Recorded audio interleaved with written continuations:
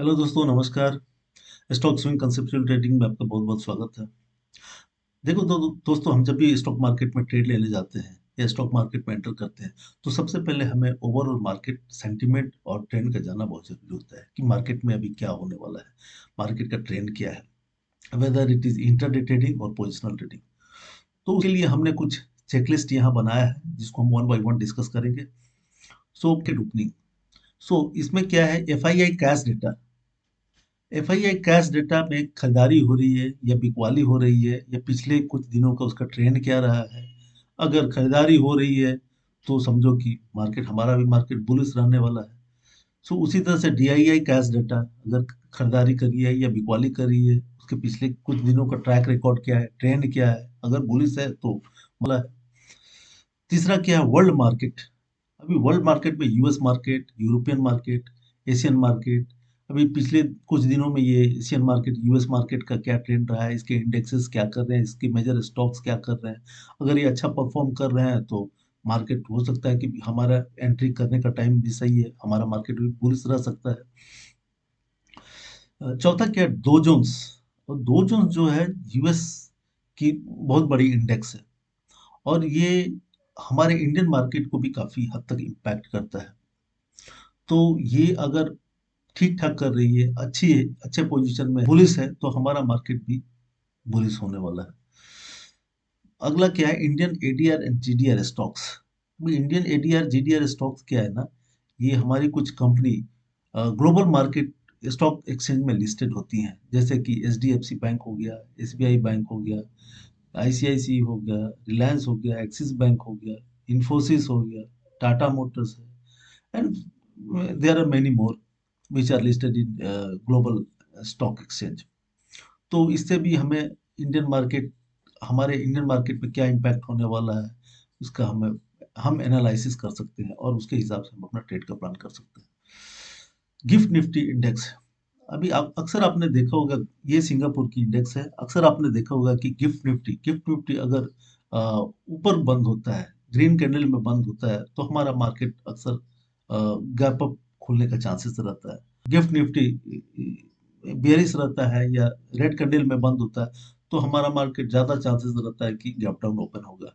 लेकिन ये जरूरी नहीं है कि हमारा मार्केट गैप अप होने के बाद ऊपर ही जाए या गैप डाउन होने के बाद नीचे जाए। वो नीचे खुल के ऊपर भी आ सकता है और ऊपर खुल के नीचे भी जा सकता है।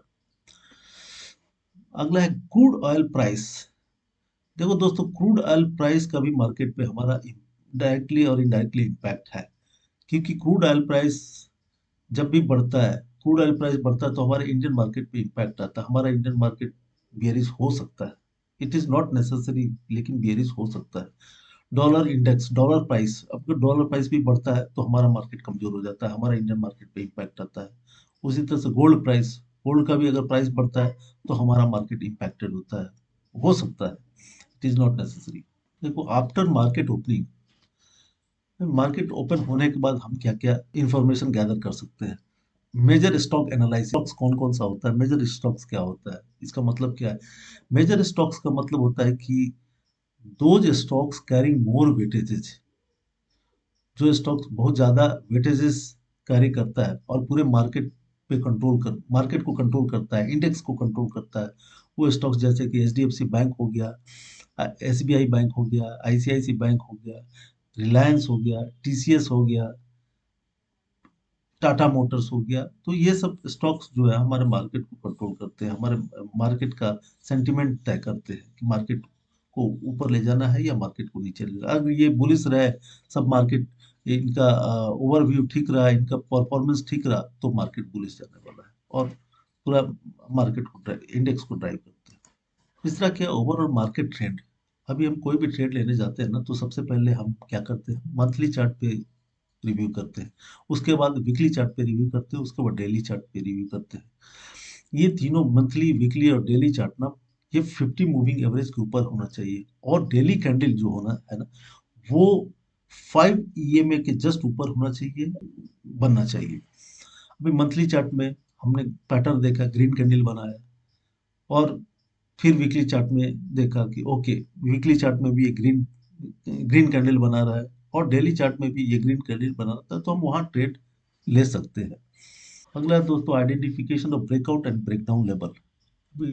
ब्रेकआउट एंड ब्रेकडाउन लेवल हम कैसे आइडेंटिफाई करते हैं, तो हम ये ब्रॉडर चार्ट पे हम कर सकते हैं, वीकली और मंथली चार्ट को हम एनालिसिस करके हम इजीली आइडेंटिफाई कर सकते हैं कि कौन सा स्टॉक्स में ब्रेकआउट आ सकता या पोटेंशियल ब्रेकआउट है आने वाला है या ब्रेकडाउन आने वाला है। तो हम इजीली आइडेंटिफाई कर सकते हैं, उसके हिसाब से हम अपना ट्रेडिंग का प्लान भी कर सकते हैं।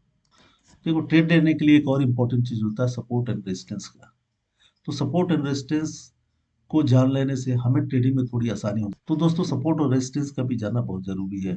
अब ये हम कहाँ से, एनएससी के साइट पे हम ऑप्शन चेन एनालिसिस खोल के पता कर सकते हैं कि कौन से स्ट्राइक प्राइस पर कितने सेलर बैठे हुए। दोस्तों इसके अलावा हमें न्यूज़ और मेजर इवेंट के भी बारे में जानना जरूरी होता है।